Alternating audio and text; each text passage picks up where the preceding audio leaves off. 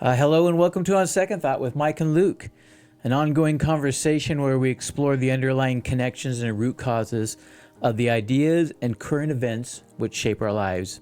As we chase after what's true, we continually recalibrate our discernment and bolster our courage to engage in a helpful manner with a hostile culture. Today we're discussing something about the new speaker. We'll say a few things about that, how to respond to a culture that's in decay, and Nazis and dwarves. I'm not sure if they're connected or not. I don't think they're connected, but those are two interesting things, Nazis and dwarves. How you doing this afternoon? Pretty good. Yeah. C.S. Lewis and dwarves with the little Nazis tied in. C.S. Lewis is he dwarves. He lived through the Nazi era. That's true. Yeah, interesting thoughts there, but we'll get to the that. The pre-Nazi and the real one. So I actually have a question. All right. I want to ask you this: why do ball golf? Why do ball you call golfers? it ball? I call it club golf. I think that's club much better. golf? I thought of ball golf, but that sounds really bad. Well, disc golfers call it ball golf They in do? jest. In jest. Oh, okay. Yeah, to Making mock fun of it. it. Well, see, that's not fair. Why do you guys think you're so much better? It's just because rich kids do it? That's your question? Yeah. Why do you think much better? Now you're distorting my question. I came up with this I want quick it to intro be question. controversial here. We got Mine to was start the with an best argument. reasons for choosing disc golf. That sounds- See, you want to start an argument. That sounds so amenable. This is one of our personality differences. You're one to provoke to a place of what feels like excess to me. I want to see my question had a neutrality. It's built joyful into it. excess. Oh, I'm okay with that. But I think it's interesting, right? I have this neutrality. I chose a good word. What are the best reasons for choosing disc golf or club golf? Okay. Okay, we'll start with yours, though, since it's provocative. What are the best? Well, I'll start with one reason, and then No. maybe We'll we start can with trade. your question. You have the tad bit of insult in that. Why do the ball golfers, as you call them, club golfers, see, if I was being provocative, I would have called it real golf. Of course, I sometimes call it real golf by accident because it is real golf. Why do they feel obviously. snobby? First of all, it's a country club sport. All right? Yeah. It is a sport that has been a part of, you have to have some wealth to play it, if for real. And that's not entirely true. Lee Trevino was a very poor Hispanic man who Well, you can get far. you can get into golf as a kid for pretty cheap. Yes, that's right. If you're on a high Especially school now. team or whatever, Especially now. they'll let you in. But it's a part of country clubs. It's a way of life. I Well, think, it's really British aristocracy, right? It comes from the British Isles. Yes. It's one of those sports that English people really appreciate, and so it associates with wealth and privilege here. I think there's truth in that, but I don't think it's much of what explains golf today in the U.S. at least. But its roots are in English. In Is it it like was white actually privilege? Scottish. It used to before be, and now England. it's not. I don't think it's white privilege. No, I think it was just. It's a part of the country club atmosphere, belonging to a club. In one sense, it's part of being in the in group. Really, It's very social. it is a social. It's a lot more like you can talk Yes. throughout the game. Yes. You're not working up a sweat and Yes. losing your breath. No. Hopefully. And so there's those social aspects of it. There's the monetary aspects of it. But then there's the game aspects of it. And that is, it's an incredibly addicting sport because it blends perfectionism with risk. You have to be aggressive, but if you're only aggressive and assertive, you're going to go off the rails. You have to be perfectionistic, but if you're only cautious, you won't really score. And so it's this blend of, it's a sport where you swing a club at it. That's aggressive, but you have to be controlled. And it's a very unnatural swing. But what happens is when you hit a golf ball, and this is from my side of things as in the club golf, when you strike a ball in the center of the club, the vibrations that go up the club into your hands and your whole body. I hit some golf balls today. It's sunny out. It's only 50 degrees, but I got to keep my shoulders loose through the winter. And I hit a 6-iron today. That was perfect. And it feels and sounds, it's beautiful. Yeah. And you want to do that, and it's very hard to do. That's very true. hard Yeah, to yeah. do. And so you have to practice it. And you really only in a round of golf, so my handicap is 10-ish, let's say. Okay, wait. I never have understood a handicap. Yeah. Does that mean on average you score 10 over par? 10 equates to about 11 or 12 because they reduce it by certain things. And Okay. it's based upon the difficulty rating of the course. That would be the easiest Of course, thing. there's a complicated yes. equation. And it's actually, that's what you get 8 out of 20 times.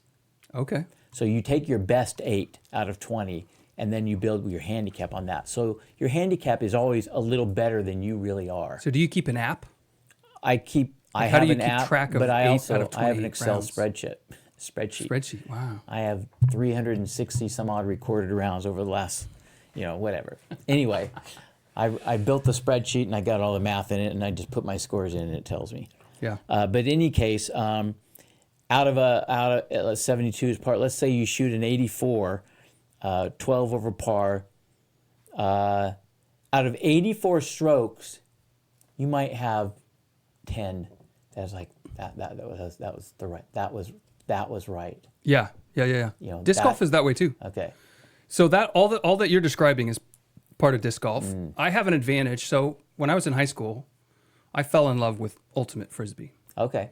We used to play during track. We Yeah. would play, Yeah. my friends and I. And the feeling way more than football or baseball, where the ball is just careening through the air like a rock, and if you're not in the spot where it lands, you're not going to catch it. With a frisbee, it'll go over your head and be out in front of you, and then it'll slow down and wait for you, and you can run it down. Yeah. And that feeling really got me. Yeah. So then when, this is late 90s, disc golf starts to come around. I mean, we were just throwing discs at trees. But then these guys show up with these weird, heavy little discs that I was super skeptical of the first time I saw one, until I tried to throw it and it goes really far. Yeah. Yeah. But that feeling of like, I'm going to narrow it in on that thing and I'm going to hit right, I'm going to be within 10 feet The accuracy of that basket. It's such a feeling, man. And you let go of that thing, you have an image in your head of how it's going to fly. Yeah. And most of the time it doesn't. Yeah. But once in a while, right? Yeah. That's the same with the golf ball. You have to image the flight. But it's also very hippie sport. Well, there's a lot of like walk around drinking, like golf has. It's a very walk around sport. Yeah. It's just cheap. It's free everywhere you go. I mean, that is one of the First things. time I went to a disc golf Yeah. course that charged $5, I was offended and left. Yeah. But I've wondered about that. The disc golf, there's a physicality of walking and throwing. Even though golf has walking, it has carts also, and swinging club. It strikes me that nobody rides a golf in disc golf, right? You cart. don't ride a cart. no, there's not room. There's no because it's the not courses big aren't enough. big. Yes. Yeah, you're going 300 feet, So it not 300 appeals yards. to the person. There's no consideration of riding and escaping the physicality or minimizing it. True. And so I think that's one of the differences. But And you probably if you were 80, you can still be out golfing. You're not going to hit it far, but yeah, there's no 80-year-olds out playing disc golf. really, okay. So that's I interesting. mean, my dad's in his mid 70s, early 70s, and I take him out. Yeah, so I play with a guy periodically who's late 70s now. I would say he beats me 8 out of 10 times. He played since a kid. Right. So he has this built-in thing. Because it's so much But more skill than brute. It is. Yeah. I can hit it farther than him, but he hits it straight every time, Yep. virtually. Yep. Yeah, so Cool. reasons for joining disc golf. Well, hey, we're going to get into some of these more important or significant topics pretty soon here, but if you like how we're approach things here, even a little bit of arguing, click subscribe, get notifications of when our next episode comes up. Leave a review, share with a friend. The whole thing is designed for we're having a conversation. We hope you enjoy listening on us, and we hope that you take those conversational questions and points and take them out and spread them around. All right, let me ask another quick question before we get into our big boys. Did you see the MMA signing up Anheuser-Busch and Bud Light? UFC. Oh, it was UFC. Well, MMA is the sport. Yeah. Mixed martial arts. I knew I had the wrong UFC. thing there. UFC. Yeah, and I don't follow it. I mean, I follow it in the sense that Dana White, he's the president of UFC. Yeah. He knows a deal, and Bud Light advertising is going for cheap, right? He probably got some ownership out of it. That's what I was would be my thinking guess. about. That's exactly on a second thought perspective. I was thinking, why did this happen? These are not the same audiences anymore. Right. They're exactly polar opposite audience. I mean, Dana White is a Trump guy. Yeah. Trump goes to almost every, if it's in the U.S., he's going to go to most of the UFC events. So here would be a good point on how we do what we do, the things that kick off what we do and what make for our show that we do. and the conversations we enjoy are seeing something and being struck me like, wait a minute, something's not right with this. What is it? What's going on? Yeah. And asking these questions. And so these are polar opposites. So then you ask, why? How did this happen? It's a good deal. I think, And the other thing I is- think they presented him a fantastic deal. Yeah. Now, they had presented to their own retailers or distributors kickbacks. Maybe they had reduced 75% of what their own distributors have to pay. There's some article out there They're that basically says giving it away. they were basically giving it away because they ran in such a pickle here. Yeah. So my thinking is they gave it away here. My thinking is they had to do it with a particular individual. I would imagine the sport as a whole did not like this news. UFC sport. Yeah. The people that are in it, The knee-jerk people that are reaction. the audience, Yeah. is like, what the blankety blank? You know, Right. they're not the Dylan Mulvaney supporters. Okay, so the way I thought, my first thought was, I thought we were having Bud Light die. Yeah. Why are we bringing it back Exactly. to life, right? Exactly. But my second thought was something like playing Red Rover. Do you remember playing Red Rover? Yeah. If you win, you keep their person. And so Bud Light has gone through all their, like the ad agency that is in charge of that is gone. The executives Yeah, who yeah. oversaw it and greenlighted it are gone. Yeah. They've had a major overhaul in perspective. And so you see- if they're tame, That's we bring them on our interesting. team. That's interesting take. I had not thought about that. Did you see several months ago the article? The son of the owner of Anheuser-Busch, they sold it some years ago, offered to buy it back. Oh, wow. Yeah, Did and he? he said, no, I don't think it happened. Yeah. But he offered saying this, you destroyed your brand. You destroyed my family's company. We sold Right. to you, it's yours. I'll buy Because it's it owned back. by like a German company. I'll buy it back and we'll make it what it was originally. See, and that's a story I would get behind instantly. That right? Versus that's the what made me UFC, think of this is a that. business deal. Dana White's going to get a bunch of money out of this. Yep. What do you, last part of that, what do you think results will be? Think it'll be revival of Bud Light? Yeah, I think it'll be slow. Really? I think it'll be a lot of jokes, but Dana White has enough credibility among the guys who they want to market to. I think it'll It's work. so funny that you said that. I did not literally think of that. What I thought of, all of my thoughts were in the direction of the negative to this. What's going on? There must be some sweetheart deal that an individual's getting Yeah. and selling out, right? Your point is well taken in that it could be a victorious thing in saying, well, come on over here. We'll get you the audience that will enjoy you and Right. we'll show you what it means to be normal in a sense. Well, then this Don't is parade this garbage. yeah. Oh man, the slang terms I've heard for Bud know. Light are crazy. Yeah, But yeah. to me, what this could signal is the possibility of recovering, the beginning of recovering some institutions. Yes. Because as a young man, I had ambition to maybe one day climb a corporate ladder, right? Because it sort of shows your mettle that you can make it in a competitive environment, that you're smart, that you write all Yeah. that stuff. And at this point, I don't want my kids going anywhere near that, and I don't have any intention. Yeah, that's right. Not of Bud It's a Light, but of cesspool. any corporation, Yeah. right? Of any institution, of anything more than 50 employees, I'm going to look sideways, exactly. right? So to say, okay, we've now got institutions that are saying, if at least be neutral, if not on our side, sort of gives hope that, okay, maybe some of these That's a very institutions interesting can be take. saved. That parallels just a teeny bit with one of our conversations in the last pods where we talked about is woke, here's a phrase, has woke been shook by the Israeli thing, right? Oh. Shaken up. Sure. And this was obviously, in a sense, probably has no connections to the Israeli atrocities, but in one sense, this developing element of the American ruling class has been on an unsustainable path, Yeah. right? Right. Other than the sustainability of if they can succeed in destroying everything, well, then they did it. Yeah. But other than that perspective, it's not sustainable. If you want to live, you can't go down the pathway they're going down. Their pathway is destruction and death. Well, if and you not wanna only live- that, I don't see their aim as destruction. I think that the Marxists in the mix, right? Those who are brainwashed, they definitely have destruction on their mind. And that's sort of what we Yeah. were talking about, the bloodlust, right? Yeah. It fuels some of that. But I think what the elites thought is Trump and his deplorables got out of hand. We're going to bring them to heel. And we're going to do whatever it takes. But they kept ratcheting it up and no one would come to heel. Yeah. To the point where they're like, we're going to have to burn in the streets. Yeah. We're going to have to steal the election. Like, so be it. I mean, stealing the election's been around forever, right?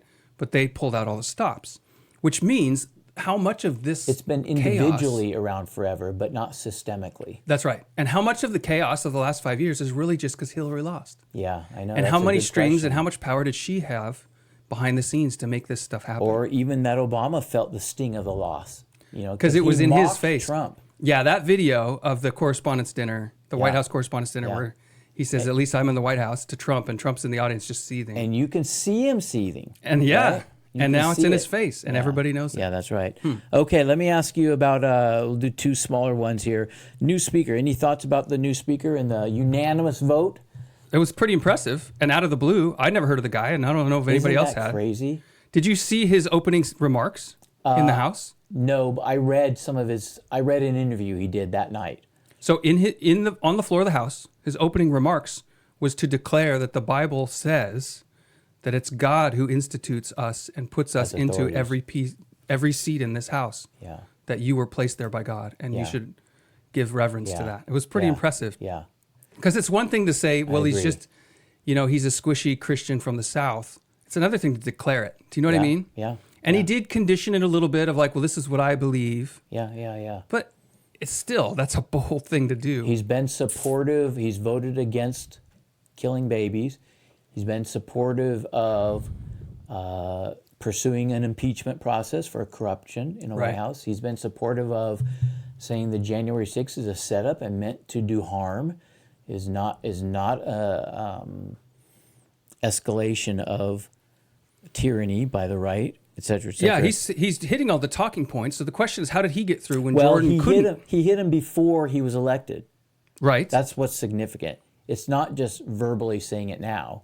No, that's why But- we like him. But what I'm That's wondering right. is, if he's hitting all those talking points before he's got the speakership, Why wouldn't Jordan get it? Well, I have a thought about that because I asked myself the same question, and I think it's because he was the natural person to get it, Mm-hmm. and there was no way a certain segment, 20 some odd, that we're going to say, Matt Gaetz, you do not get to have your guy that you would want, So obviously, you the think it was next about choice. Gates? I think it was about Gaetz, yeah. Because I think Gates is happier with this guy I as far as completely- not- I as don't far know as about happier, positions. but I agree with you. He's tickled pink. This guy's also seems smoother than Jim Jordan, I agree with right? that too. And so if fundraising, like you were talking about, the role of the speaker is to fundraise for the party. I think that Jordan probably, and you mentioned it in our last podcast, just because you're a bulldog when you lead a committee doesn't mean you're the best person to facilitate all the backroom Yeah, stuff. right. And I thought that was a good point, and I think that does describe Jordan. Well, there's a lot of paper bulldogs or paper tigers Yeah, in the that's House, true. especially, who are just trying to get on the news. Did you see what Gates and I think the 8 people who deposed McCarthy, what they came out and said when at the end of Jordan when he wasn't quite making it before the final ballot?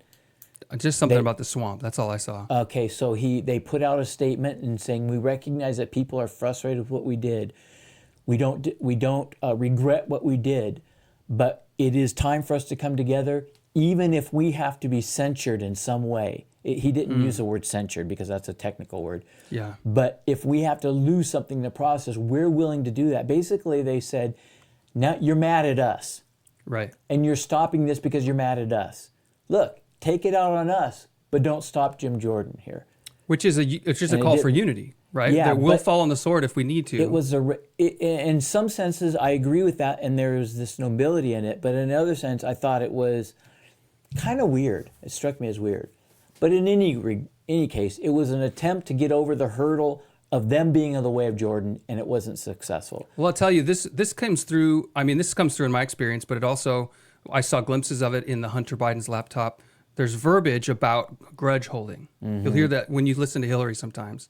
Nobody holds a grudge like someone who's seeking power. Kavanaugh said the same And thing. so if those people are seeking power and they see Jordan as the Yeah. face of Matt Gaetz, Yep. because everybody's reading into Matt Gaetz that he wants to run for president in 4 know. years and all this stuff. Do you think that? I think it's possible, but I don't think he's not ready. He's going to run for governor of Florida first. I saw that. Yeah. But the point that Gaetz, and I believe Gaetz, I think the point I he did was too. trying to make is that you made these promises. You That's said the exactly party what was I going to think. do this, and it's worth I it think to the shut it down. Republican leadership from Newt Gingrich all the way to Laura Ingraham at Fox, they all misread him because they read into him their own political posturing. Because that's what they what they would do. Because everybody reads into others the motives that they're obsessed with, right? Exactly the person obsessed with money thinks everybody's out to get their money. Exactly right. Yeah. And while I don't deny that Gates is probably ambitious, anybody in politics has to have ambition. I don't think that's what was it. I think it was something else. All right, another question here. Teacher shortages. You had some second thoughts on that. What are you thinking? Well, so I saw this post a couple days ago. It says you get to click to your articles, man. I got my screen over here. Yeah. So it says 4 years ago, the quote was, "Teachers need to either stop complaining or quit," and they're speaking about all the issues from trans 4 years ideology, ago, so pre-COVID. Well, I'm thinking of COVID, right? Okay. But it's trans ideology, it's Black Lives Matter, and it's getting the shot, right? And if you complain, just leave. If you won't wear a mask, just leave. And that was the hard line. And I heard a lot of teachers, even teachers that I know personally, saying things like that. And so people did. And now nationwide, there's 300. When people did, you mean the teachers that are teachers left that objected to this. That's right. They left the profession. And so now we got a shortage across the nation of over 300,000 teachers. And I know a local school that I'm close with, they've got a 19-year-old in the classroom at an elementary level. You're kidding me. Because in Oregon, you only need a high school diploma. As long as you're on a pathway. As long as you're on a pathway. But think about how many 19-year-olds are in the high school classroom and how much craziness is that going to create? Yeah. Not just trying to get them to behave, but the social dynamics of all that. This is another illustration of going too far and not realizing it, right? Yeah. They went too far and now they're bit in the butt. Well, so many of the lockdowns across the nation, outside of schools, were influenced by the schools. So the teachers' unions were fighting to extend lockdowns, extend remote learning, when it was totally unnecessary and intensely destructive. Yep. I've had, starting my school, I've had many people ask. It did not care for children. Correct. It cared for teachers. Yeah. Well, or a political agenda of which teachers are a union to support. It's power-hungry people, right? Yep. Obtaining power for the union, and the worst instincts of some of the most fearful teachers. That's what I would say. Not teachers generally. Yeah, I agree. But I've had many people ask me, oh, you're doing a cutting-edge school, right? We do a lot of things different, and it's very research-based, and I refuse to do remote learning. It is the worst. It doesn't work. I totally agree with you. I remember when this was happening and talking to some seminary people and some college people and the role of remote learning, and I made a prediction that it will not stay. It saves all this money, but it will fall apart because you can't learn without interfacing with another human person. Yeah. Part of it is my engagement with another in such a way that we bump into each other and we wrestle through something, and you can't get that online. And as much as we don't want it to be the case, a public school teacher or any teacher is as close to a parent as a government employee can be. And you can't be a remote parent. That's preposterous. And it's the same with teachers. Yeah. It's a relational dynamic. Right. I think now there is a technology place, we do Khan Academy. It's perfectly customized lessons to each student at the pace and the location where they are. So we don't just roll ahead because we got to keep going and leave half the class behind. But I'm there over their shoulder, keeping them on task, coaching them, pulling them out one-on-one to give assessments and feedback. Yeah. It's a dynamic, and what I love, the best part about teaching is the coaching. And the other side of that is when it puts it in their hands, if it's their lesson only and they're interacting with the content with my support and my encouragement, it becomes their education. Yeah. Instead of the system and the institution that they have to get along with. So the first thought is the recognition of the problem and notification of it. What's your second thought take on it though? What's the meaning of this? Well, I wonder if public ed is going to be like Bud Light, where they're going to come to heel a little bit. I know there's 4 states currently that have put school choice out there more strongly. Yep.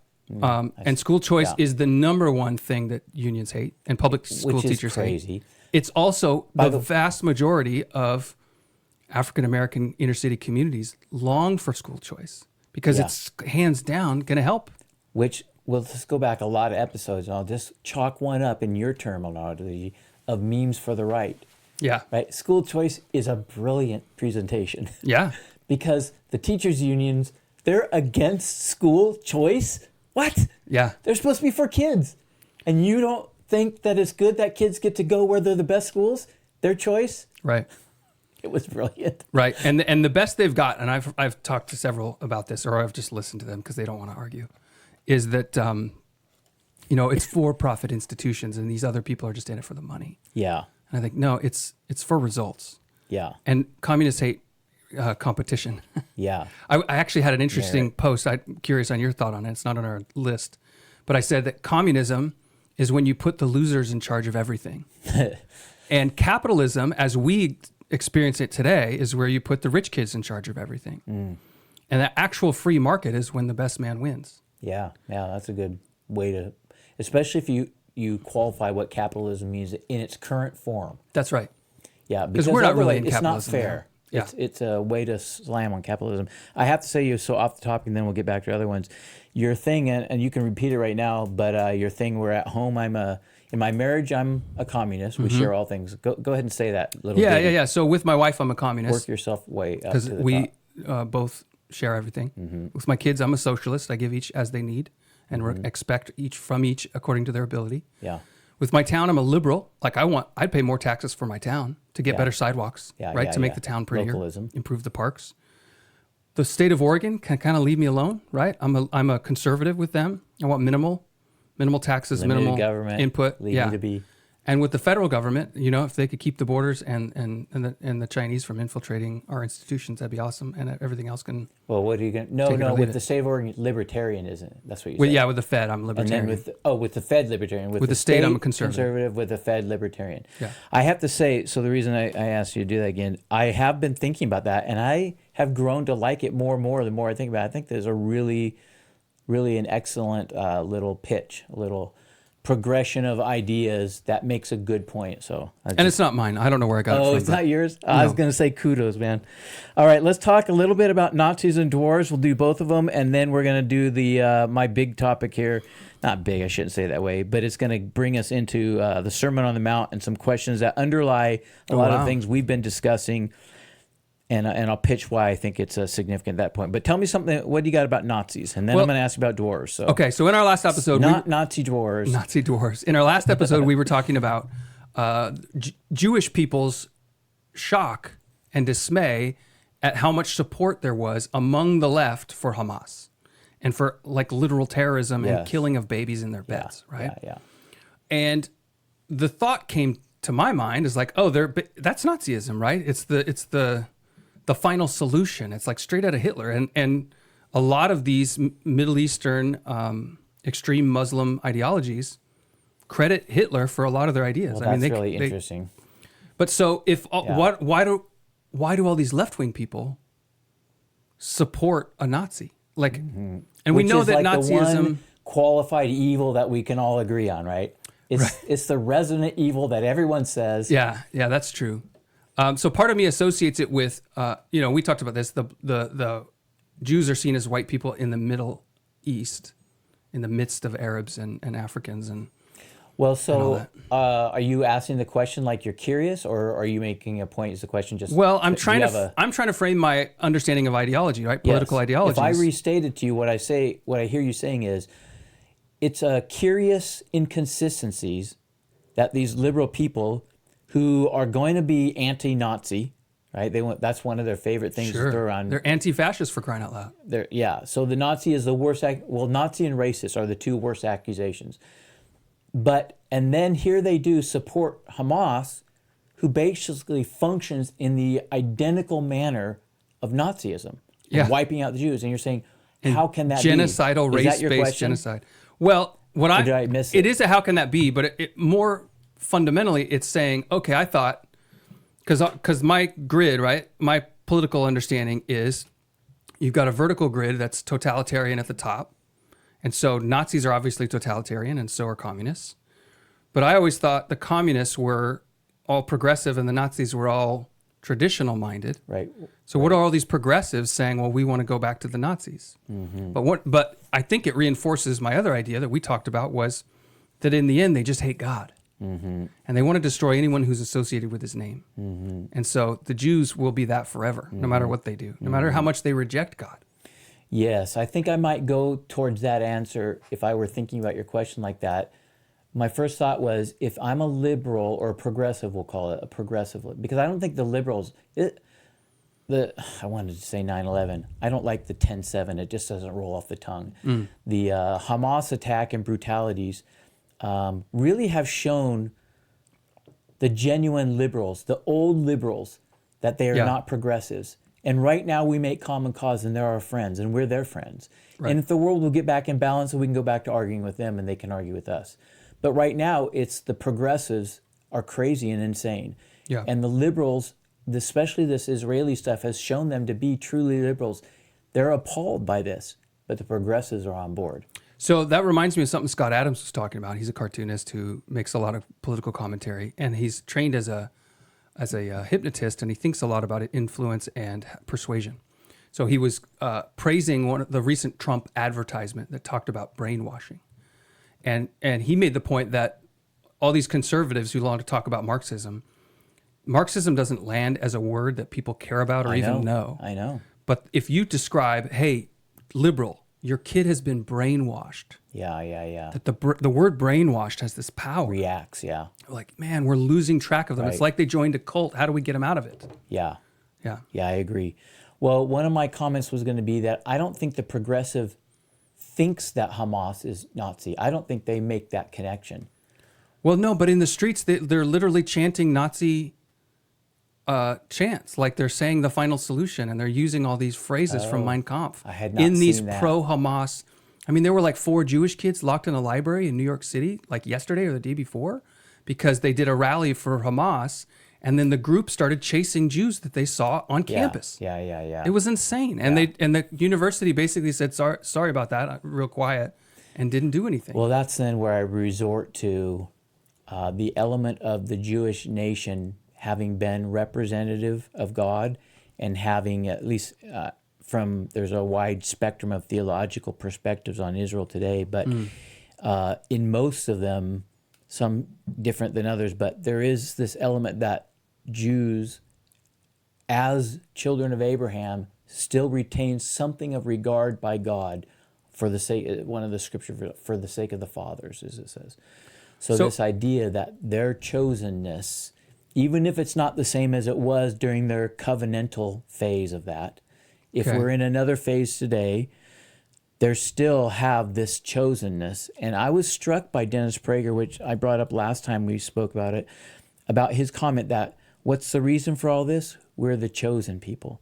Right. And it was a strange thing to see because he was talking like being Joseph, like, Abraham, Isaac, I'll get to it eventually. Jacob has 12 kids, right? Has the 10 from these concubines and Leah, and Rachel doesn't have any. And Rachel finally has a kid, Joseph. He's the favorite. And he's the favorite. And you know that part of the Joseph story is the vanity and arrogance that is in a young Joseph, an 18-year-old Joseph in this coat. And he's walking with a strut that is partly insufferable. Yeah. Okay, it doesn't justify what happens to him, but that only adds insult to injury. So you're talking And about the dream he has where his brothers will be bowing down he to can't him. help the dream. He probably could have helped how he communicated about it. It is funny to think about, though, that God kind of put him in that pickle, too. I agree. By giving him that dream and the And at successive... 18, there's not very many 18-year-olds who are wise with their words. Yeah. So in any case, the coat, and here comes this dreamer, they say, that's part of the story. But they kill him, but basically the point is envy. Right. Envy. And what I got out of that Prager is a little bit of not gloating. I like Dennis Prager a lot. But there's this little bit of absorption. We're the chosen ones. Yeah. We're the children of Abraham that got chosen, and the rest of you aren't. But here's the trick, is you can deny you're the chosen one all you want, but if people believe it, that still motivates them to attack you. Yeah, I think he could be expressing that just as much as saying. There's with a a little wide gloat diversity. to it. I was just struck with that, and then when you talk about this idea with why are they supporting Hamas in this sense, I do think it connects to the same idea that there is an anger towards God in every human heart, And that Yeah. anger can be fought against or it can be let loose. Yeah. And where it's let loose, it's going to destroy those people that are connected to God and express a representation of him in some form. Yeah. And Israel is a part of that story for a long time. And So will this be Israel as a topic, as it is now, be the catalyst to waking up some of these liberals in the middle that's left a great question. and have their Bud Light moment where they'll come to heel? That's a good question. I don't know. That's what Barry Weiss is questioning, right? That was her question putting out there. Yeah. I think it's a good question. Next to that question, I'll ask you something that I do not know the answer to. Why do you think, if you don't have an answer, we're going to move on to dwarves, but why do you think the Jewish population in general is liberal? They live in cities. You think Cities that's just what make you liberal just by living there. I mean, there's a large it's force heavy for influence. It. That's true. You're among people. You're among tons of people. Like, I love visiting New York. At least I did. I don't think I would go there at the moment. You're seeing people from all over the world in one place. You know, you're seeing, like, you can walk down the street. I went to a diner. My first trip to New York. It was right after 9/11. We sat in a diner early in the morning. It was so cold, and we went to see Ground Zero. We couldn't even get in. It was like the building's windows were all still broken. It was December 2001. We went into this little diner, 6:30 in the morning. There's a handful of people in there. And sitting there, I heard 5 different languages. Just sitting there having some eggs and toast, right? And there are these people who are New Yorkers, right? Yeah. Most of Manhattan is people trying to make it. They're trying to make it on Broadway. They're trying to make it in Wall Street. They're not from there. But then underneath, there are these people who know the spot, right, to get this big roast beef sandwich that's only $5. And I think that's the New York that's so rich and tough, right? And so when you live in that environment, there is this sense of, like, if my neighbor wants to do whatever they do, like, leave me alone, right? It's almost libertarian, but which is what liberal is about, right? It's freedom to be, to live, to sink, to swim. And that's kind of what living in cities does, because you don't have that tight knit. Everybody's a stranger. You know, if you make eye contact, it's rude. Whereas when you're in a small town, you know every car. You know, there's a point I can sit out on the street and I'll know a quarter to a half of every car that goes by, who it is, and their family, and what their kids are like, and where they grew up. Okay, interesting. I'm gonna have And to so think about then it. when you live with all these people in a town, like we living in this town and being connected to the city government, to the schools, I know more people than I would if I lived in Manhattan. And so you're actually living life with all these people. You have to adapt in ways. You have to say, like, well, you're not one of us, or you are. It creates it's a totally different environment. There's Okay. no anonymity. Interesting. Yeah. All right. What do you got on dwarves? So Let's separate from Nazis. No connection. no, it is but- connected. Oh, It is it is connected. Yeah. connected. So I follow a lot of conservatives who go even too far, right, into the, like, and we've mentioned this before, kind of like weirdly praising the Confederacy for standing up against Abe Lincoln. You know, it's like, what are you about, right? And Christianity in the South has this different flavor, and sometimes I think that's just corrupt. Sometimes I think I want to understand you because I don't. Okay, but what I've seen, especially among those guys who are often very Trump in their orientation, very Bible focused, like if it says, because the Bible doesn't openly condemn slavery, and that's part of their understanding of, right, the history of the South. I would differ on it, but still. They would laugh at me because I'm from Oregon. I get this flavor when the Israel thing came up, and a lot of Christians were like, we got to fight for Israel. But it was a lot of the same Christians who've been saying, we got to fight for Ukraine. And I see those as totally different, right? And I also see Biden trying to attach them, where he's trying to pass this big bill that's like $100 billion for Israel and Ukraine. Well, most of it goes to Ukraine, and some of it goes to the border, and Israel gets what's left. Yeah. Okay. And so what I see these Christians doing is starting this, the dwarves are for the dwarves kind of mentality, which is the end of C.S. Lewis's last Chronicles of Narnia book, for those who don't know, in which there's this battle raging between the people who want Aslan, want God to come and rule, and the liars and the deceivers and the corrupt, who are playing this game of lying to the people and convincing them that Aslan's not real, and that in fact they've got their own God and he's going to come and he was, et cetera, et cetera. And in the height of the battle, when it looked like the good guys might win, the dwarves, who said we're neutral to all this political stuff, which reminds me of a lot of pastors, started saying, we're not for you either. We're against the bad guys. And then they turn and when the good guys started winning, they started opposing them too.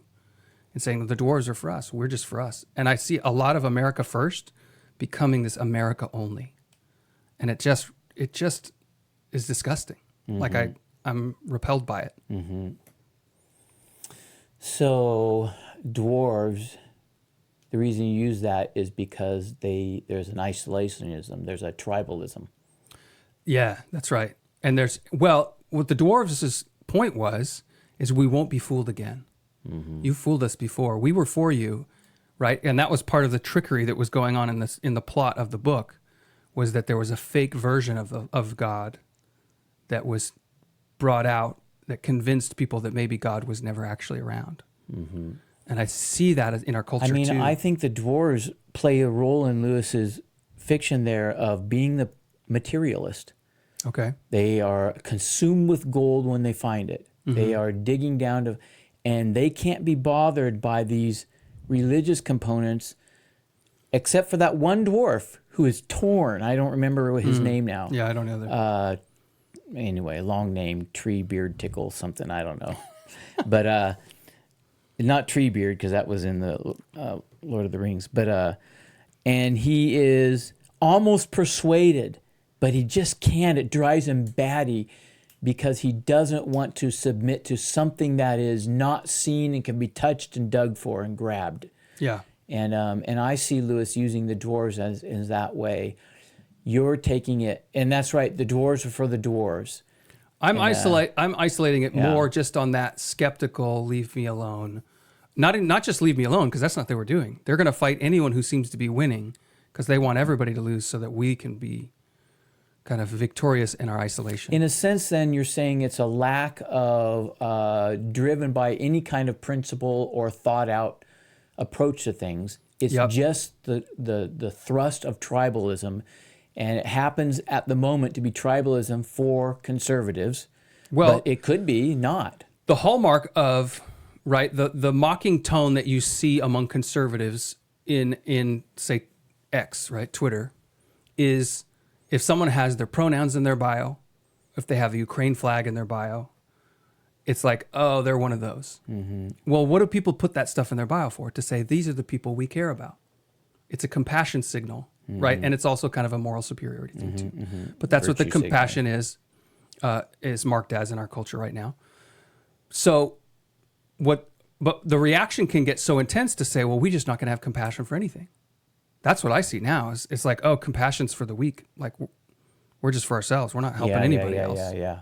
That's a good point. If you say, like if I said earlier, if communism is where losers control everything, well, what these guys are doing is saying, well, anybody who's a loser, anybody's on the losing end of anything, they deserve it. That's the worst end of conservatism. Sense, you see it as a reactionary posture, and reactionary postures may have a moment of good when the pendulum swings, but it's always ending in a direction that's not bad.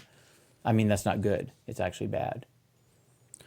Sort of. I mean, I think of reactionary as just saying we want to preserve. What I see these guys saying is we'll tear it down to build it our way too. There's a tear down mentality to some of these conservatives. Yeah. All right, let's make a plug here. Real quick. Give me a brief plug on your reading books, a part of your Trinity Academy, but you're reading some books, putting them online. Tell me, you mentioned it last time. Say it again. Yeah, so the Trinity School is doing an audio library. And I started out with Ricky Tikki Tavi because our school mascot is a mongoose, and that's a great story. He's eaten up with curiosity and he kills snakes. So I think that's a great combination for students to emulate. But then now I'm working on the screw tape letters and reading them on YouTube and a parallel podcasting Spotify channel as well. And it's a non-for-profit, we're not trying to monetize anything. Yeah. It's mostly because there's a lot of kids, especially these kids who've raised on video games, sitting still for an hour to read a book is like just torture, right? Well, if I can put it in their ear while they read it, it actually can go a long ways to helping them really think about what's in there. You have a large reading portion of your school, if I remember. Yeah, because our school, pretty significant. We only do 4 classes, right? And so the biggest class, the 4 are all day Friday, we do science. And then on the other days, our daily core is math, Spanish, and books. Now we also have a portion of the day for the arts, and and if I remember right, your books, you have to do some writing on it. So you really Yeah. are reading, writing, arithmetic. It's the reading the books old 3 and Rs. writing essays about Yeah. them. And we're Yeah. expanding Yeah. and playing with creativity about their interests. And, What would somebody do to find out more about the Trinity School and the reading of the books? Where did they go to find that out? we don't have our book list up. I've had a few or the nerdy friends like yourself kind of help me acquire some of the best books. I pitched you my list. I'm trying to go through and read them all now because the goal is that in 100 books you would graduate. Yeah. It's turning out to be their capacity, at least at the moment, to read and write at the pace I thought they would has been about half. I thought they could do 2 a term, and they're struggling to do 1. But if you want to find out more about the Trinity School, go to gracestaton.com. That's our church, Grace Staton /Trinity School. Yep. All right. Let me make a quick plug. Because the next section is going to be something I was reading with my friends who do Greek, where I would say we're moderate users. We all had some Greek stuff, and if you don't use it, you lose it when it comes to a foreign language. So I want to make a plug for learning some Greek. Okay. That's it. No book in particular, but Christians should learn Greek. okay, there's a few levels of learning Greek and whatnot. I'm just going to pitch the bottom level for the moment. Okay. And that would be this. Learn enough to where you know the alphabet, not hard to do, and you can look at a word and you could sound it out. Okay. Right? It Yep. won't be more than a third grader. When do they read? First grade, actually, right? should They're read- doing yeah. phonics in first grade. They're sounding words out. Kindergarten. So it's never really going beyond that. But what that gets you is the ability to get a book, an interlinear that would have the Greek text and the English underneath it. And then here's the second piece. Learn about the verbs. What do the verbs do? Because that's the quickest way to look at this material if you're interested in studying the Bible. And a lot of our listeners are going to be interested. They're going to be in Bible studies. You can track along with this verse, and the word order in Greek will force you to think of the verse differently, number one. And number two, when you look at that, if you just learn what the verbs are in Greek, because they're different than English, you will double your understanding of the verse without really technically having to learn Greek. Now, you'll make a couple mistakes, but everybody is overzealous when they first learn Greek. But you will immensely improve your ability to look at a verse and to wrestle through what it means. And you will get information that you literally cannot get from any English translation. The closest English translation is going to be the New American Standard because it's very rough, but it's hard to read because it keeps closer to the syntax of the Greek original. So the which sentences makes aren't it not structured very easy the way we to read. speak. No. Right. So if you want to study the scriptures and stick with an English Bible, unfortunately, it's not the one I use. I did for a season, but it's just not a very English Bible. But in any case, so I'll make that plug. All right, So let's move. Can I add to that a little bit? Oh, yeah. The Yeah, most yeah, yeah. interesting thing I learned when I was, I had a pastor in college who was like deep into the Greek. And one of the things I learned is that there are things the Greek language does about structure where you can actually see which part of the sentence the verb is like addressing in ways that the English translation can't convey. And I thought, oh man, and that's kind of what you're saying. There's so much information in the Greek language because it's so carries precise. more information than English does. English is looser. But the other side of that, the thing I've seen people do who kind of dabble in Greek that I have a problem with, even though I'm not. Yeah, I know where you're going here. Is that they'll take a word and I think of this because I think about English. How many words do we have that if you took the literal meaning, it has nothing to do with what it means now? Yeah, I know. And people do that with the Greek and they say, do. well, this It's is. true. That's you know, why I if said you take you're the going to parts of make this some word, mistakes. yeah, You okay. get overzealous. Our group does it as intermediate users. So when people get overzealous, it's like they think they're finding secrets. That's right. Yeah, That's yeah. right. Whereas you're actually finding treasures. Yeah, the truth is, for every mistake you make in that realm, you will find 4 things that are not mistakes, and it will expand your understanding. It's cool. well worth it. Yeah. You just have to have the humility. You gain the humility over time and realize, I'm really not an expert at Greek. And I make it really is mistakes. like, I think about this a lot in church leadership. The goal is that the people who sit in church think of it as their own, that they not just invest in it financially, which is great, but that they're volunteering, that they're connecting, right? That it becomes like, and I feel like doing that, touching Greek is like seeing that the Bible is for you and not just to be There's given a by truth someone to else. that. What it does, it empowers you to realize. It actually forces you to realize, and you don't realize you were captured by doing it in English. You're captured by the long tradition of, I'll call it Sunday school. There's a good to Sunday school, but there's a bad to Sunday school. You learn the right answers, or Right. the safe answers, let's say. Yeah. And you learn to be corralled by those answers. And what happens is when you read English, you push those answers into what you're reading and you don't even know you're doing it.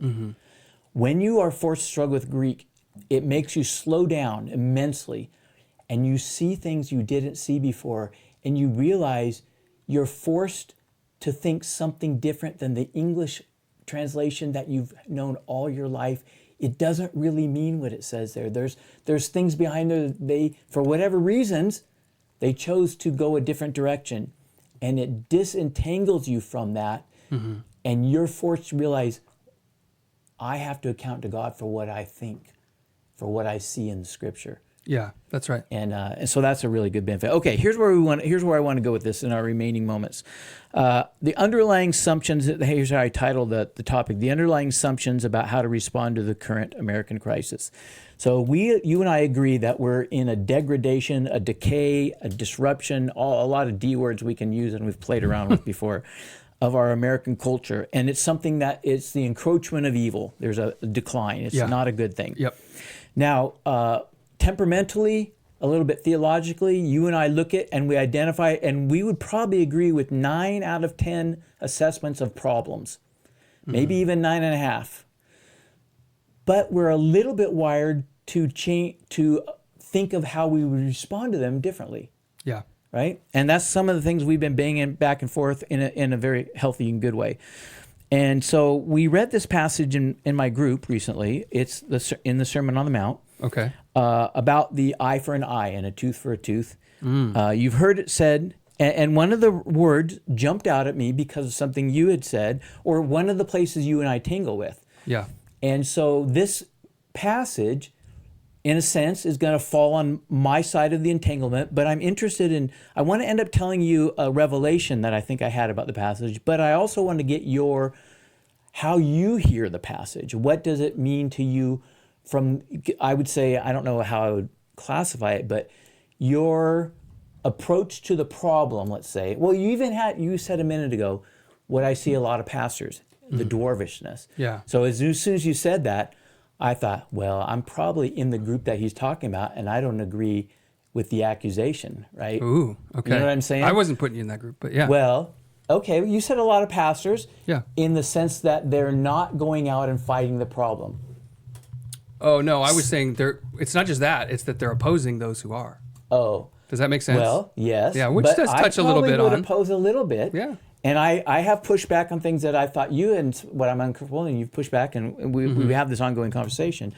But anyway, here's the I don't want to run out of the opportunity to say and ask you about what I feel like is a revelational approach, and it really isn't mine. It's mostly with this group of guys because this is an immensely difficult passage. Let me do the passage really quick. Okay. You've heard that it has been said. I'm going to do it Greekish, okay? Oh, yeah, And you right. get to feel, actually you can hear the rhythms that are different, and you can almost feel a little bit of how it forces you into thinking different. Yeah. Okay, you have heard that it has been said, an eye in the place of an eye, and a tooth in the place of a tooth. I myself, though, say to you, do not, and here's the thing that made me think about you, anti-steni, anti being against, and steni is to stand. Do not stand against. Most English translations say resist, which is fair, Yep. right? But Yeah. the composite of the word is to stand against. Now listen to this, do not stand against the evil one. The evil one. Yeah, the evil one. It could be the evil that's being done, but the choice of verb that's going to come in a minute, kind of, because that was where I was first taking, but you're pushed into it being the evil one. The one doing evil, okay? Right, Not the okay. evil one like the devil. Yeah. It's the man or the 'Cause individual. of course we stand against the devil. Well, the word there to stand is steni. It's the exact same word. I looked it up in Ephesians. Yeah, Ephesians After 6. having done all to stand. right? Arm yourselves for this purpose, that after having done everything, you stand. Right. So that's the evil one, as in the devil, and actually is diabolu. But this one is the evil man or individual, okay? The one who's The one doing he's evil, referring to. and he's about to say, well, in the context, you can assume it means they took your eye Yeah, that's right. or they took your tooth. Yeah. And so the Old Testament connotation, which was biblical teaching, was some say, here's what you can go up to. Others say, no, this is really a limitation. Don't exceed this. In other words, here's what's just. And this In passage responding. he's referring to is doling out the amount of punishment That's correct. And that the you would, limit, the that you would amount, give. and also the cap. Correct. Yeah. Right? That's what astute Old Testament scholars are saying. I think it's a good point. It was telling Israel how far they could pursue revenge in a just manner, but also where to stop. An eye for an eye and a tooth for tooth. And of course, there's a lot of Old Testament laws that lay out different scenarios of what that would mean. For example, if your ox gores my child or my ox and you never heard about it before, then there's a certain recompense you have to make to do justice. But if he'd done it before, if that ox had done it and That's you right. knew, You knew. now it's more. So it lays out, all these varying degrees of this principle, in a sense, of Right. what is just. All right. But I say to you, Jesus says, and we have to remember that the Sermon on the Mount, Jesus, in a sense, is saying, I'm the new Moses. There's a new covenant coming, he's calling at this point just the kingdom of heaven.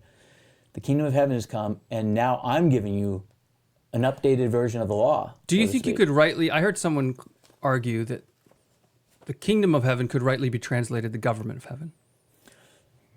I don't know. I haven't thought about that. I wouldn't necessarily be opposed to that. Because there's some very governmental ways that Jesus describes things.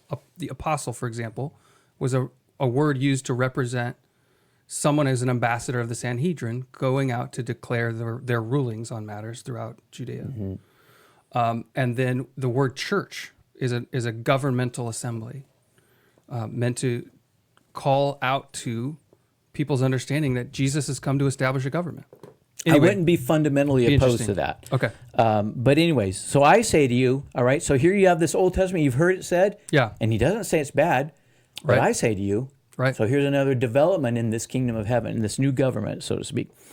Do not stand against the evil one, but, and it's the strongest but that there is in Greek, but whoever to you is slapping you, present imperative, Yeah. present active verb. Right. Not that they slapped you once, they are, right? Yeah. Slapping you on the right cheek, Right. turn to him and the other one. Turn to him also the other one. Yeah. Okay? So I think that's dignity. That's your dignity. We'll get down, because these are some categories, I think. And to the one wishing to you, it's actually to bring in a judgment, under a judgment, but it's translated to sue you, which is fair. But the idea of bringing under a judgment and the cloak of you to either take or to receive, whether his intention is to take it, to sue you because he wants something of yours, or to receive it as a matter of the judgment. Yep. Give to him also the tunic. And so there's the Luke version of this switches those two things. So it's immaterial, but one is an outer and one is an inner. They're after one of them, give to him the other. In fact, they're going to sue you to try to take it from you, Yeah. right? Yeah. It's not theirs. Give them the other one also. Right. This is the evil one's actions, by the way.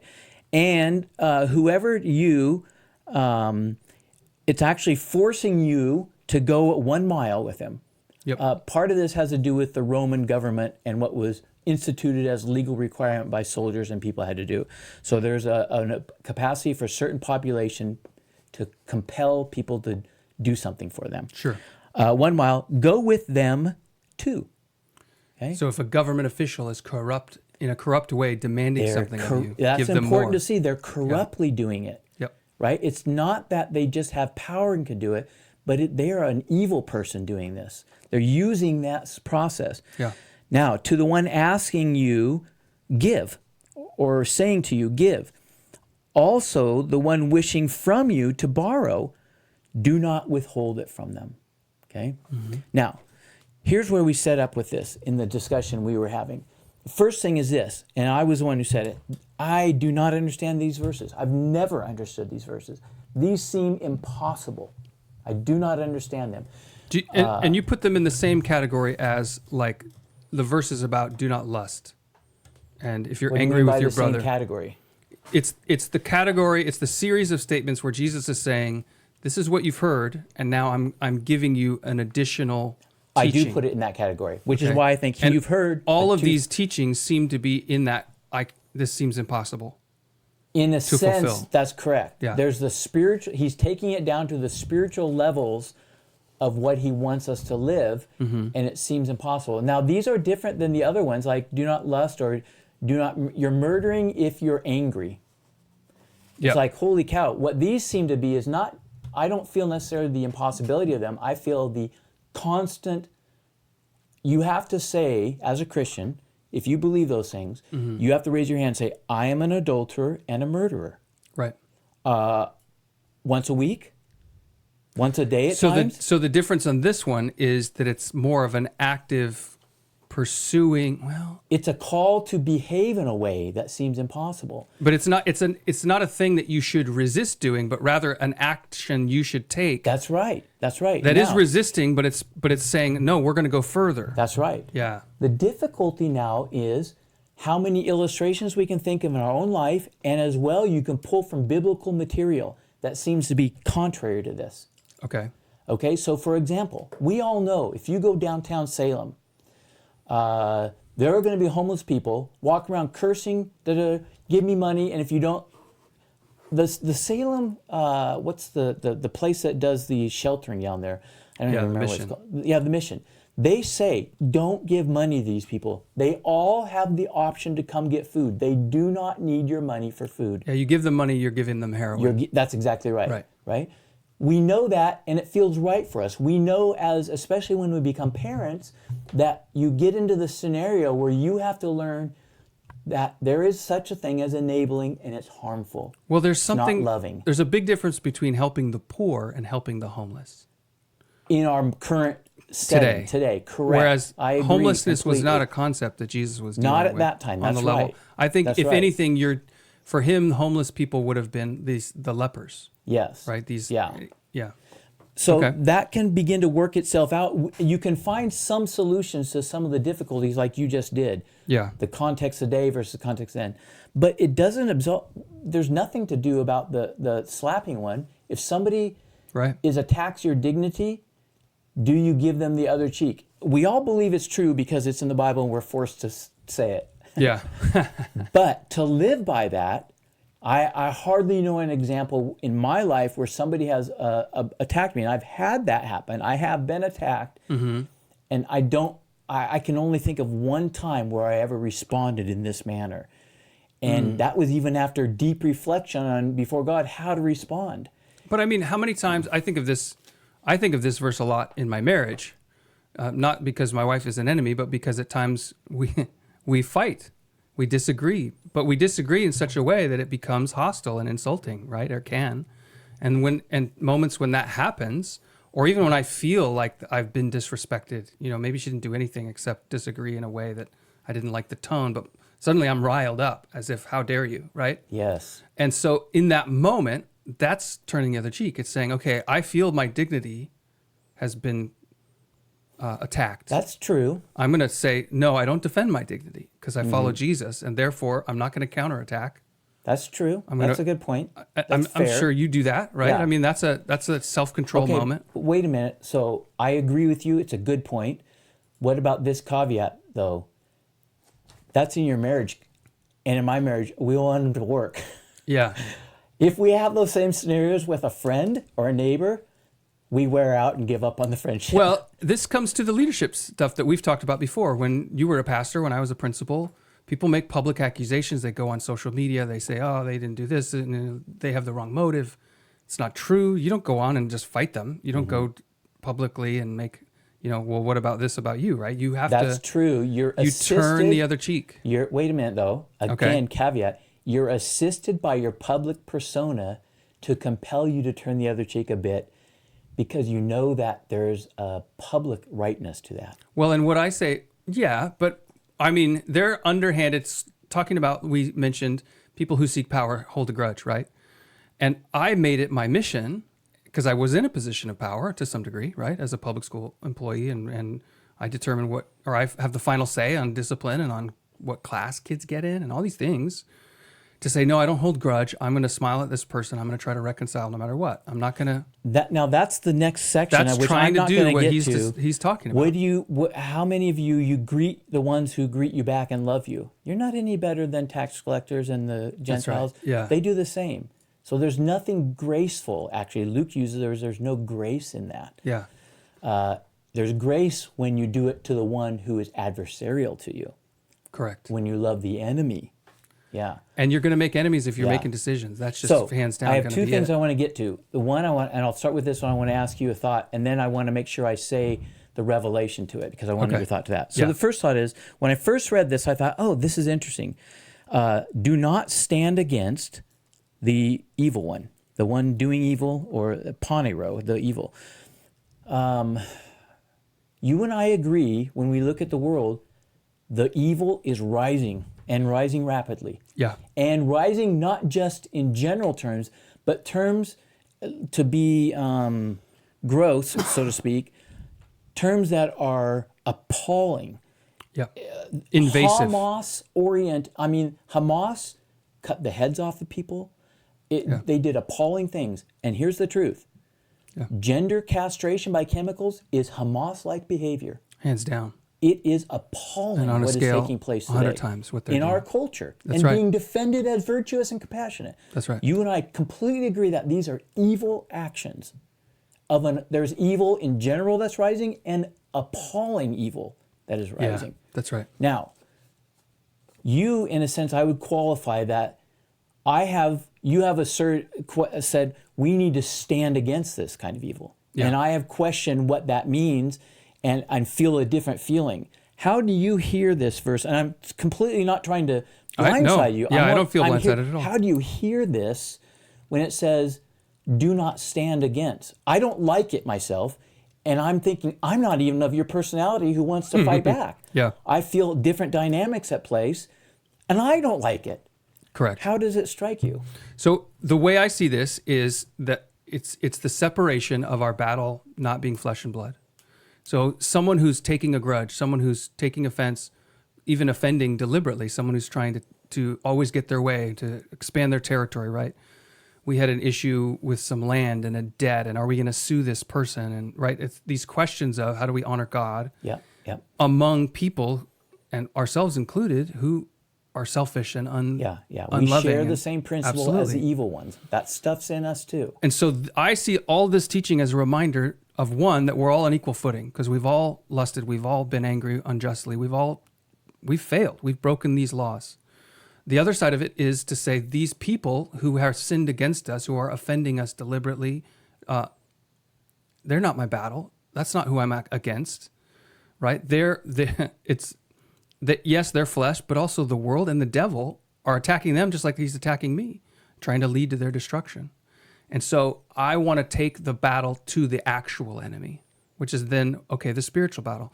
How do you wage a spiritual battle? You do resist, you do stand, right? You take your stand in the day of evil. That's where we are today.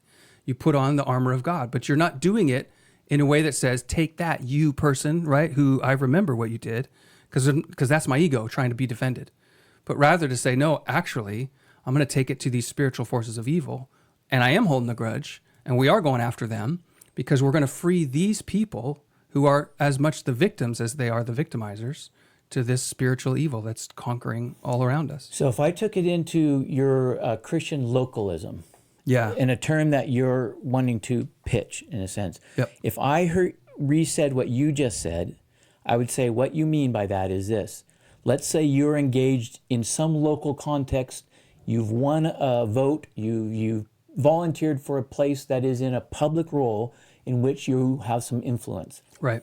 When you stand up for what is right, what I'm hearing you say is you work to take out, because across the table may be some woke individual who is on a path of evil if they're in the smaller side, They may be on the bigger Hamas castration side. Right. Wherever they are, they're advocating for something that's destructive, big or little. Yeah. And you're saying if I restate it is, I try to blank them personally out of that.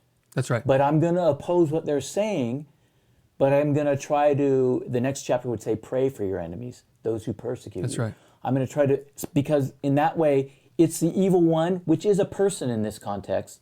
It isn't the evil spirit in the Ephesians context, but you're saying the truth is that person is a puppet for the evil spirit. That's how I see it, yeah. And in a sense, I shared that puppet enslavement role as well. I know what that feels right. like.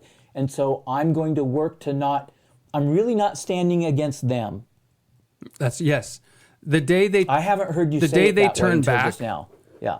and I'm thinking of specific people that Yeah.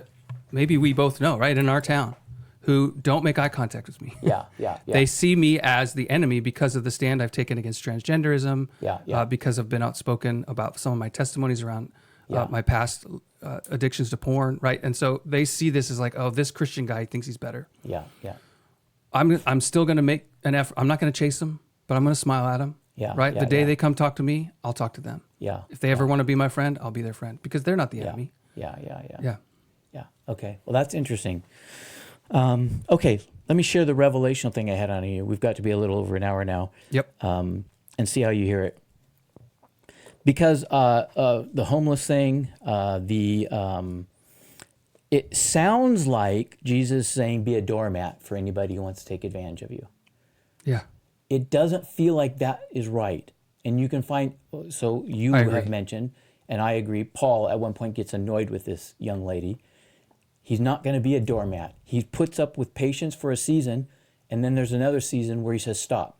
Well, this is the girl with the demon that allowed her to. Right. He also doesn't want a witch endorsing his ministry.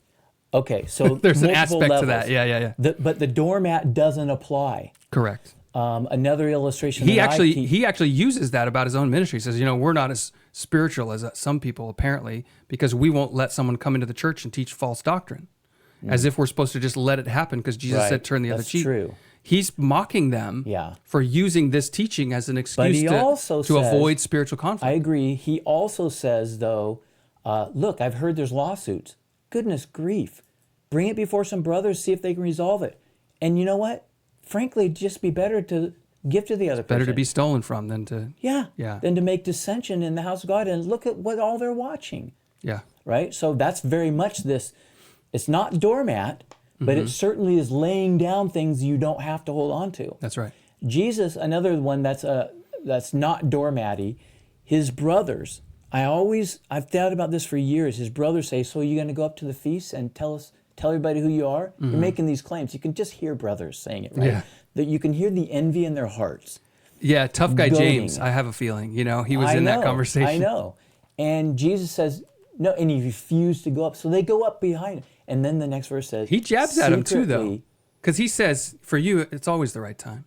Something like that. Yeah, it's like he's got a little diss track back at him. Yeah. That's my point. He's not a doormat in this. Correct. He's not thinking, oh, I have to submit to this. This is what it means to be humble.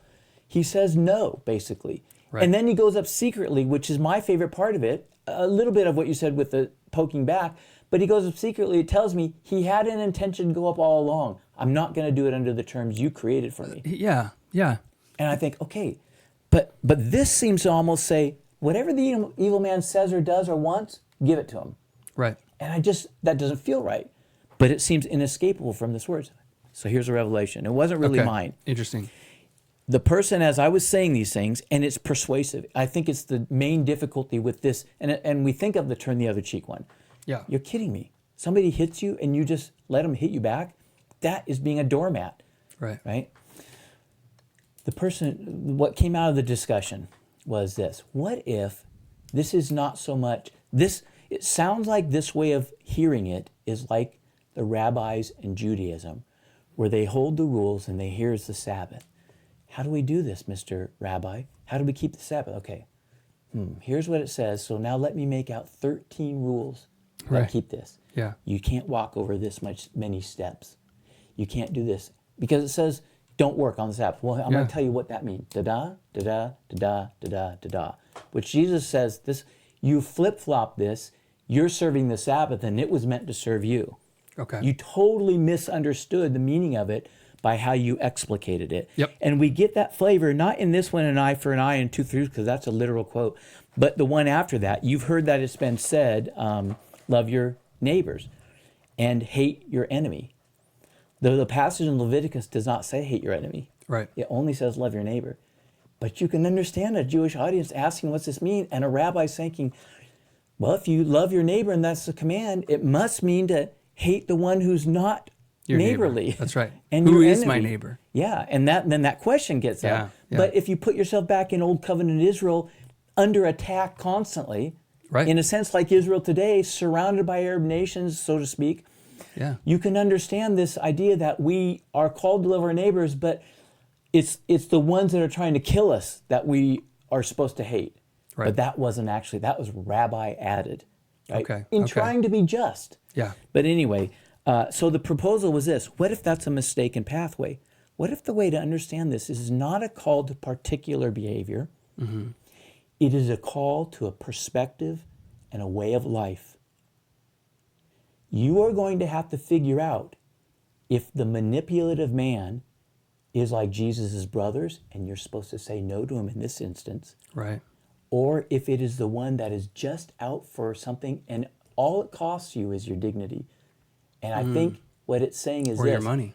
Or your money. You could have all the things in here. Your coat and cloak, right? Your money, your dignity, the categories of the things that are important. And it's not right. If you're the neighbor doing it, the evil one, you don't, that's not yours. You shouldn't have that. It's evil for you to take those from me. Yeah. In moving beyond the justice of it to enshroud the, not just the mercy, but the next argument is to be like sons of your Father who lets it rain and sunshine on evil ones and good ones. Yeah. In a sense, there's a benevolence, and this is your point. They're slaves of a lord, a dark lord, and I was too. Yeah. And so our Father in heaven, in a sense, gives a benevolent gaze upon all the world, including the evil ones. Yeah. And there is a heartbeat of him that is a father whose children have run away and they're hurting themselves and they hardly know it. And he wants them to come back. That's what love is, right? That's what That's love how you love is. your enemy. I'll tell you how I used to right. teach this to fourth and fifth graders, because that's when what we think of as middle school drama, it actually starts at the end of fourth grade and then in fifth grade. And I would tell them, imagine a kindergarten. You have a little brother. Okay, when he was in kindergarten, if he walked up to you right now and called you an idiot, right, or some name, what would you do? And they always smile like, I wouldn't care. And I said, exactly. Mm-hmm. So why do you care so much when your friend does it or when the kid The next same to you age does as it? you. That's right. There's a social status. There's an Yeah. ego Yeah, involved. There's that's a what right. do people think? That's right. And so what I see is Jesus is teaching us to think of your enemy like that kindergartner. Yeah, they're That not you actually- really a threat to you. It's not even that they're not a threat. It's not only that they're not a threat, but also that there's a love that you can have for them that, man, what have they gone through that this is how they react? Right, right. But you can't love someone like that if you're trying to compete, you're trying to measure up, you want to be liked and get these accolades when you're chasing clout. Yeah. Which is exactly what Jesus refused to do with his brothers when they said, hey, you want to get famous, right? You want to get followers? Here's how you do it. that's Put the right. video up like That's this. Right. That's right. It's like, I'm not into that. So instead of viewing it as a doormat passage, the proposal was view it as a calling to give your life away. You may end up like Jesus with none of your cloaks Yep. and your dignity in shreds, up there exposed and humiliated, redeeming the world, Yep. showing a love that they do, forgive them, they don't understand what they're doing. And so what that did for me personally is think of this passage as a call to a way of living, not a requirement for every scenario that felt like a doormat, Yeah. but an approach to say, my approach is to let my life, it's not mine to be given, it can be taken and I can give it away. There may be times when it feels like this is not that moment and I need to say no, like Jesus to his brothers. But there ought to be many times when I let it happen. Yep. and Well, I and, give it away. and the because reality of is, love. the people Jesus was talking to, they mostly were doormats, right? Those Roman soldiers could kill them and have no repercussion. The corrupt officials, the tax collectors, could take their money with no repercussions. So what Jesus was saying is not just, look, there's nothing you can do about it, and yet there is something you can do about it. You can have the love of God in the midst of this. Yeah. Yeah. So to combine that then with where I first do not stand against the evil, and I've thought of things that you've said, how this could combine is this. The standing against is in the spiritual dimension of, and this would probably bring in that 2 Corinthians warfare passage. Because there's really only two warfare passages explicit. The Ephesians one, which I've advocated is not as warring as it seems. It ends up being it's praying for a rhema from God, a word from God. Yeah. And it's armored up going about your business. The other one, though, has aggressiveness in it, tearing down strongholds, every argument, lofty thing lifted up against the knowledge of God. Yeah. So that is definitely on a vocal and idea level combating. That's right. Not necessarily taking up a sword. You're laying siege. You are, Yeah. by your ideas and words and your courage to speak. Yep. That's right. So how this could combine with this passage would be the evil one, when he's laying out ideas that are lifting itself against the knowledge of God, we are called to stand against. Yep. Because it's the prince of darkness behind these things. But towards that individual, a la this passage, let them take the dignity they want. For the most part. There might be times when you feel like it's wrong, but for the most part, let them have it. Let them have, there may be money involved. There may be things like your clothes and the things that have this sense of essential to them Yeah. that are able to be taken, and you're going to let it go. Right. And one of the later passages says that your reward is from God. And actually the passage there was about lending in money, not to expect a return, either of the principal you lend out or profit that might come from it. Yeah. For God will reward you greatly, it says. So that there's this other dimension you're living in. That's good. Yeah, I was struck by the sense that this feels like some of the things I've been thinking about, but I wondered, and I feel like it can incorporate with things that you're inclined towards that have a more aggressiveness in them. Yeah, and a more public opposition. Yeah. Well, maybe what we can do next time is dig into this in the context of both the public domain and law. How should laws be written with this in mind? I think that's a great idea. Let's think about it, because I think that also brings us into how then would this reflect itself in the things that we see in today? Yeah. In the evil expressions by evil men in today. So, yes, I saw he just clicked at his watch. We have to, we're over. All right, well, you've been listening to On Second Thought with Mike and Luke.